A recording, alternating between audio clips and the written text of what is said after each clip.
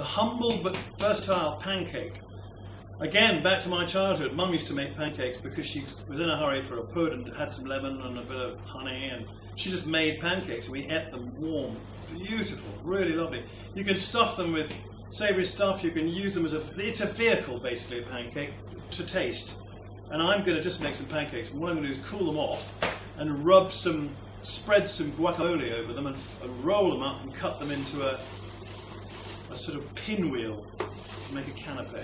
Delicious. Important. Non-stick frying pan, very important. Leave a little bit of oil in the pan at the bottom. Keep that warm, and then make your pancake mix. Milk, eggs, plain flour. There's a recipe for this, as there is for everything. So use a whisk. The whisk is the kitchen, the cook's friend in his kitchen, in her kitchen. Marvellous. See, look, get rid of all the lumps. All gone. Believe that, you'll believe anything. No, it's true. The lumps are gone. Make a mixture about the thickness of double cream, not too thin and not too thick. Just perfect there. We've got the pan on high heat with enough oil to coat the bottom of the pan. It's got to be smoking. It must be smoking. The first pancake, they say, is always no good, and that's because people don't heat their pan up enough, and that's the key. Add some batter. Now watch what I do. I twirl the pan as the batter goes in. I don't put too much in, and I spread it round the pan like that. And I let that dry off on the top 10-15 seconds on full heat. Then I take a spatula, wooden one's best for the non-stick pan, and start easing it away from the sides of the pan. Although this is a non-stick pan, liquid in the form of batter takes about 15 seconds to dry off and to heat up. And then I go underneath. Then it's loosened, and then I take it like this at the bottom of the pan, flick it over like that. A perfect pancake tossing.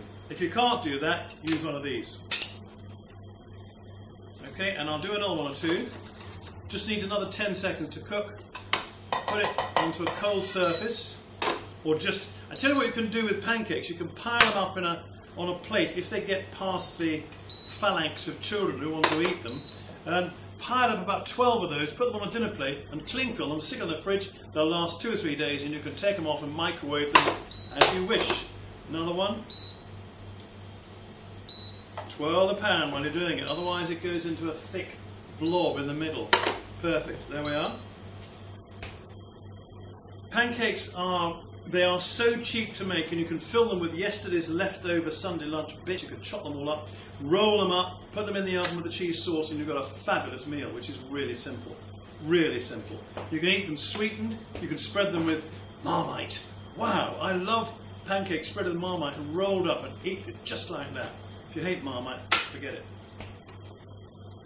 So here we go. Loosen the sides, they are. Perfect, nice cheap non-stick pan, there we are.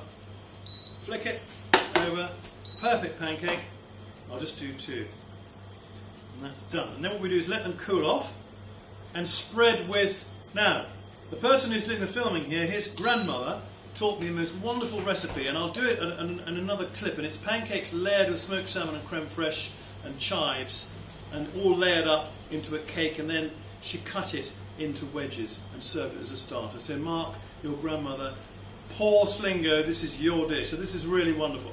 Not this one, but she inspired me in all, and still does, in all sorts of ways to cook.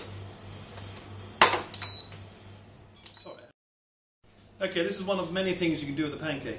Made the pancakes, cool them off, take some guacamole, I bought it. Avocado guacamole, lovely stuff. It's got bits in it and it's delicious. And you just spread it. And then you roll it up very tightly. Now, if I had the time, I would freeze it for half an hour to make it easier to cut. But actually, I'm going to cheat today, and because it's for you, I want you to see the finished product. So, roll it up extremely tightly. This is great for entertaining, for canapes. So simple. Get the pancake nice and cold. Now, that I'd normally cling film and either fridge or freeze, but today I'm just going to do it as it is. And cut it diagonally like that.